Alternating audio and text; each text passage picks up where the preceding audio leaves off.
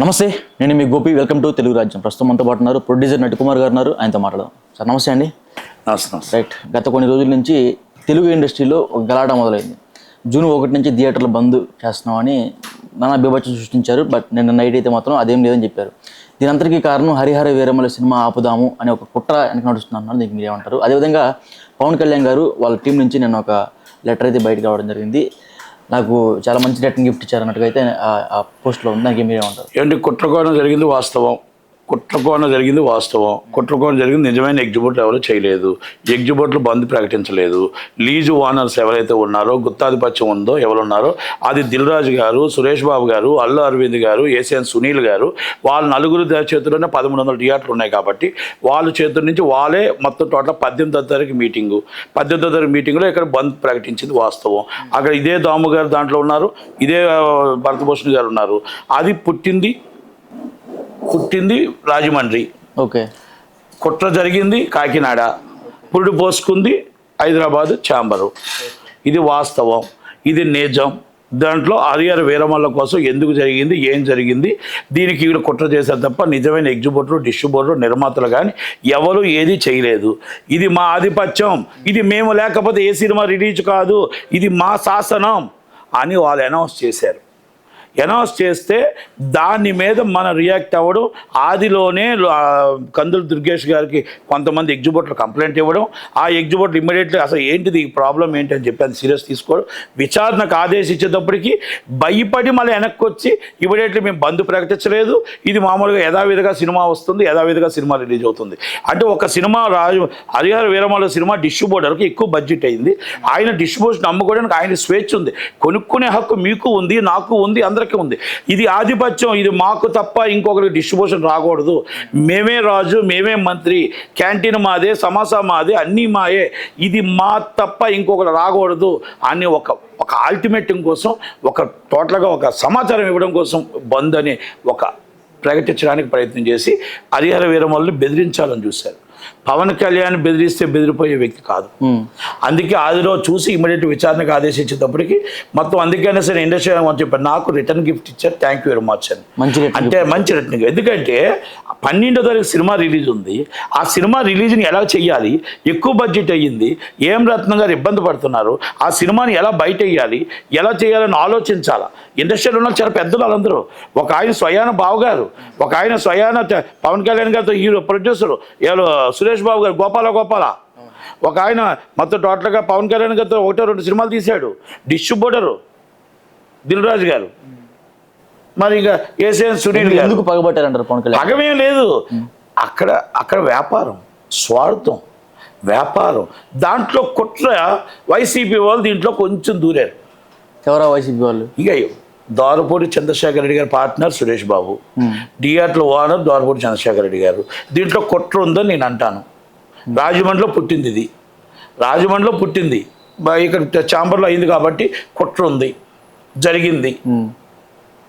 దానికి ఇంకా వేరేగా వెళ్ళాలంటే వేరేగా మాట్లాడతాను. ఇంకా చాలా ఈ బంధుకు అల్లు అరవింద్ గారు కూడా మద్దతు ఇచ్చారు కదా, దానికి ఏమంటారు?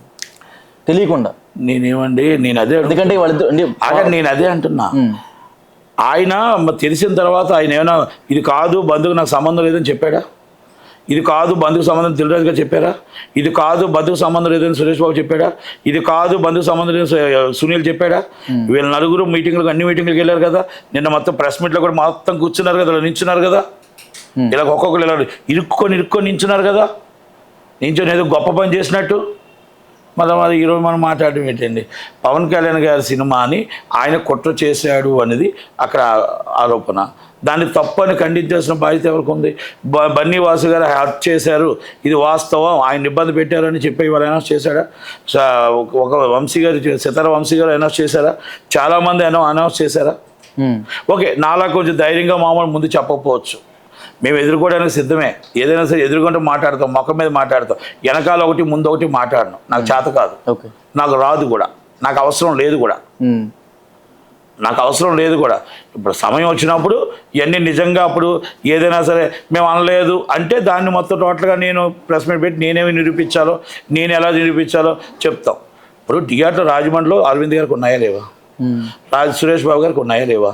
సురేష్ బాబు గారు థియేటర్లో మన భాస్కర్ రెడ్డి గారు, దోల్పూడి చంద్రశేఖర్ రెడ్డి గారి సినిమాలు భాస్కర్ రెడ్డి గారు చేస్తున్నారు లేదా? సురేష్ బాబు చేస్తున్నారు లేదా? వెస్ట్ గోదావరిలో ఉన్నాయా లేవా? ఈస్ట్ కృష్ణా జిల్లాలో అరవింద్ గారు, దిల్రాజు గారికి పార్ట్నర్షిప్ ఉందా లేదా?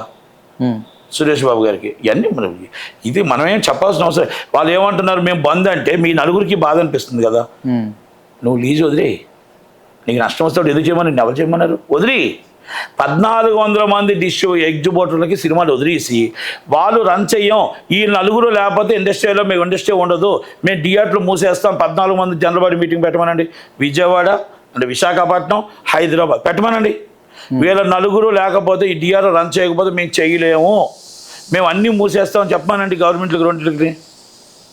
అంతే కదా మరి. ఓకే, అంటే థియేటర్ నిజమైన ఎగ్జిబిటర్కి 1 లక్ష వస్తుంది, లీజ్ ఎగ్జిబిటర్కి వచ్చి 5 లక్షలు వస్తుంది లాభం. క్యాంటీన్ మీదే, అన్నీ మీవే.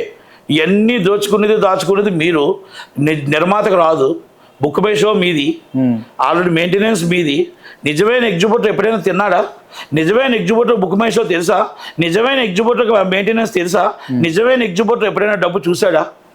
ఆ డబ్బు చూస్తుంది, డబ్బు తింటుంది మీ 4-5. నిజమైన ఇది. ఈ డబ్బు మొత్తం టోటల్ సినిమా తీసి నష్టపోతుంది నిర్మాత, సినిమా కొని నష్టపోతుంది డిస్ట్రిబ్యూటరు, సినిమా వేసి నష్టపోతుంది నిజమైన ఎగ్జిబిటరు. మీకు మాత్రం నష్టం ఉండదు.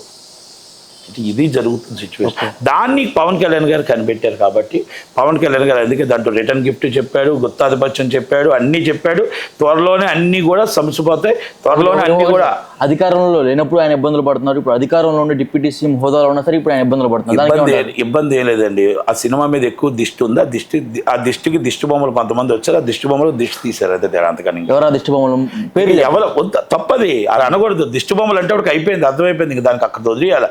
పేర్లు చెప్పండి అంటే ఏం చేసుకుంటారు? పేర్లు చేసి అవార్డు తీసేట్టుకుంటారు ఏంటి పేర్లు? దిష్టి బొమ్మలు అంటే అర్థం కాదు ఏంటి?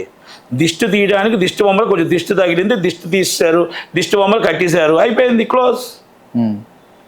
ఓవర్ మ్యాటర్, అయిపోయింది. ఆ సినిమా సూపర్ హిట్ అవుతుంది, అయిపోయింది. సినిమా పెద్ద హిట్, బస్ అంతే, క్లోజ్. Thank you.